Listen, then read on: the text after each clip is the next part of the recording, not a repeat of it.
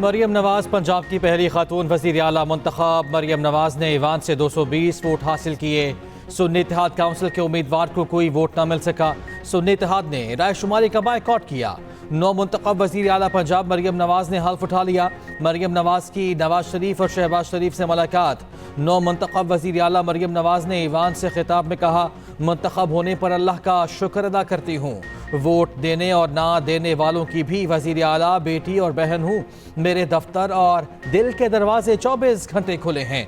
मेरे दिल में किसी के लिए कोई इंतकाम का जज्बा नहीं।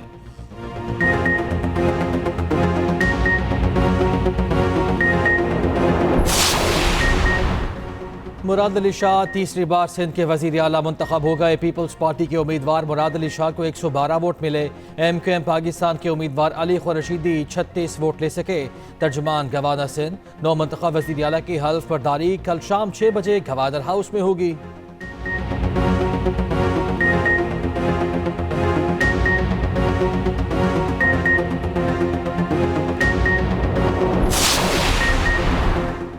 नौ मुंतखब वज़ीर आला मरियम नवाज ने पंजाब में खिदमत का रोड मैप दे दिया। सेहत, तालीम, खेल और यूथ पर खुसूसी तवज्जो देने का ऐलान। कहती हैं शहबाज शरीफ का जारी करदा सेहत कार्ड रीडिज़ाइन करके दोबारा लाएंगे। पंजाब भर के सरकारी अस्पतालों में मुफ्त अद्वियात फराहम करेंगे। पंजाब में एयर एम्बुलेंस सर्विस कायम करने का ऐलान। मजीद कहा, पंजाब भर में सस्ते रमज़ान बाजार लगाएंगे। अशियाई ज़रूरिया की सरकारी कीमतों पर सख्ती से अमल दरामद कराएंगे। उधर तर्जुमान तहरीक इंसाफ ने रद्द अमल देते हुए कहा, धांधली ज़्यादा इलेक्शन के नतीजे में कायम हुकूमत ज़्यादा देर कायम ना रह सकेगी।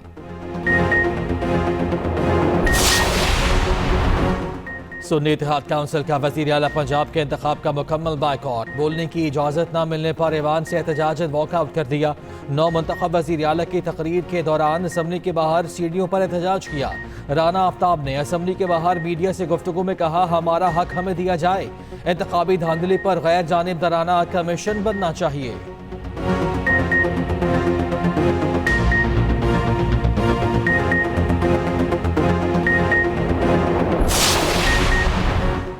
पंजाब में सबसे बड़ा चैलेंज सियासत को बदतहजीबी से पाक करना है। रहनुमा नून लीग राना सनाउल्लाह कहते हैं, ब्यूरोक्रेसी समेत तमाम तबकात मरियम नवाज से ताउन करेंगे। वज़ारत आला खिदमत का मरकज़ वज़ीर आला मेरिट पर काम करेंगे। मुल्क को सियासी इस्तेहकाम देना होगा, इससे मौशी इस्तेहकाम आएगा। अज़मा बुखारी ने सियासी मुखालिफिन को वार्निंग देते हुए कहा,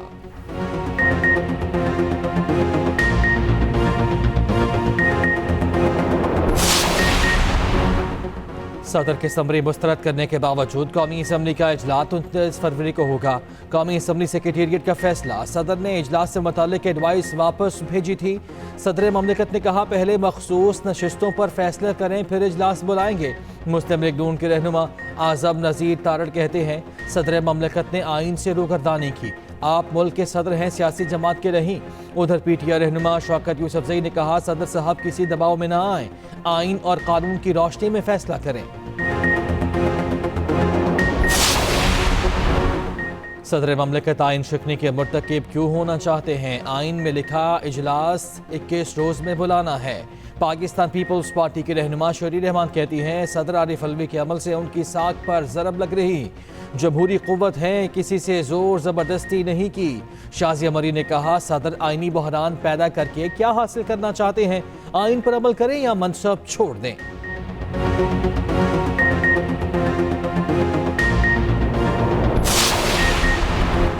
इक़्तिदार में बैठे लोग वोट को इज्जत दें। रहनुमा PTI असद कैसर का मुतालिबा। मीडिया से गुफ्तगू में कहा, पूरे मुल्क में हमारी सीटें छीन कर डाका डाला गया। इलेक्शन किसी ने जीता, डिक्लेयर किसी और को कर दिया। बैरिस्टर साहब बोले, सियासी जमातों की जीत को फॉर्म 47 से शिकस्त में बदला गया।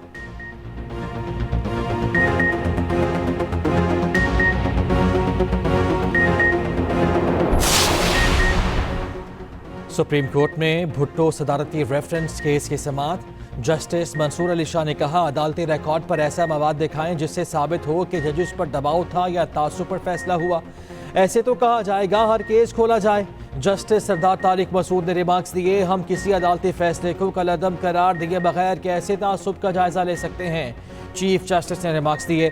जुल्फ़िकार भुट्टो केस 935 सफ़हात पर मुश्तमिल तारीख का वाहिद फौजदारी फैसला है। क्या कभी इसे भी तवील फौजदारी फैसला लिखा गया है तो बताएं। समाअत कल 11:30 बजे तक मुलतवी।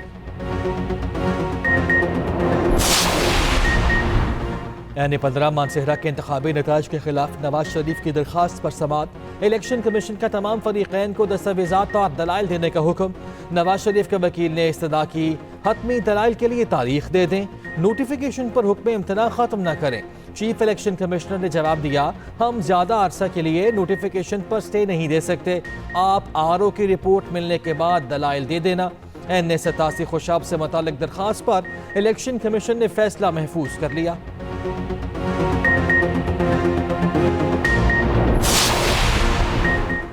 £190 मिलियन और तोशाखाना केस में दरखास्त पर समाअत। बानी PTI की जमानत बाद अज गिरफ्तारी की दरखास्त पर नोटिस जारी। इस्लामाबाद हाई कोर्ट ने आइंदा समाअत तक नैब से जवाब तलब कर लिया। तोशाखाना केस में दरखास्त जमानत को गैर मौसर करार दे दिया। सारफा केस में FIA को नोटिस जारी। उधर बानी PTI को वकला से प्राइवेसी में मुलाकात की इजाजत भी मिल गई।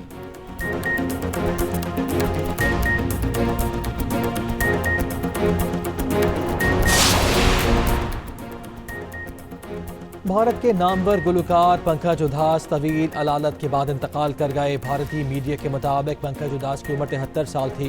पंकज उधास 17 मई 1951 को भारतीय गुजरात में पैदा हुए थे। उन्होंने गजल गायकी का सफर आहट के नाम से एल्बम से शुरू किया था। और HPL PSL 9 के सनसनीखेज मुकाबले जारी। आज फिर दो मजबूत टीमें आमने सामने होंगी। इस्लामाबाद यूनाइटेड और पेशावर ज़ल्मी मध्य मुकाबले आएंगे। शाम 7 बजे लाहौर में टाकरा होगा।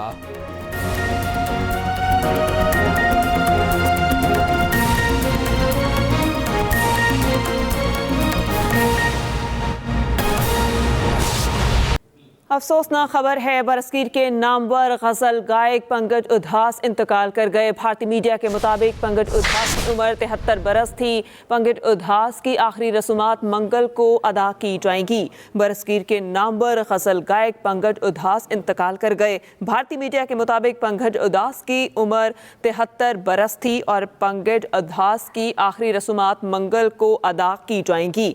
बरसगीर के नामवर गजल गायक पंकज उधास इंतकाल कर गए। भारतीय मीडिया के मुताबिक पंकज उधास की उम्र 73 बरस थी और उनकी आखिरी रसूमात मंगल को अदा की जाएंगी। सदर मुमलिकत ने कौमी असम्बली के इजलास से मुतालिक वज़ीर आज़म की एडवाइस को वापस भेज दिया। पहले मखसूस नशिस्तों पर फैसला करे, फिर कौमी असम्बली का इजलास बुलाएं, ये कहना था सदर मुमलिकत का। सदर मुमलिकत ने कौमी असम्बली के इजलास से मुतालिक वज़ीर आज़म की एडवाइस को वापस भेज दिया है। सदर मुमलिकत का कहना है कि पहले मखसूस नशिस्तों पर फैसला करें और फिर कौमी असम्बली का इजलास बुलाएं। सदर मुमलिकत ने कौमी असम्बली के इजलास से मुतालिक वज़ीर आज़म की एडवाइस को वापस भेज दिया है। सदर मुमलिकत ने कहा, पहले मखसूस नशिस्तों पर फैसला करें, फिर कौमी असम्बली का इजलास बुलाएं। इंतखाबात होने के 21 दिन के बाद 21 दिन के अंदर जो है इजलास बुलाना बहुत ज़रूरी है और दिन बड़ी तेज़ी से गुजर रहे हैं, लेकिन ताहाल कौमी असम्बली का इजलास नहीं बुलाया जा रहा, जिस पर अपोजिशन भी सदर मुमलिकत को तनकीद का निशाना बना रही है। सदर मुमलिकत ने कौमी असम्बली के इजलास से मुतालिक वज़ीर आज़म की एडवाइस वापस भेज दी है।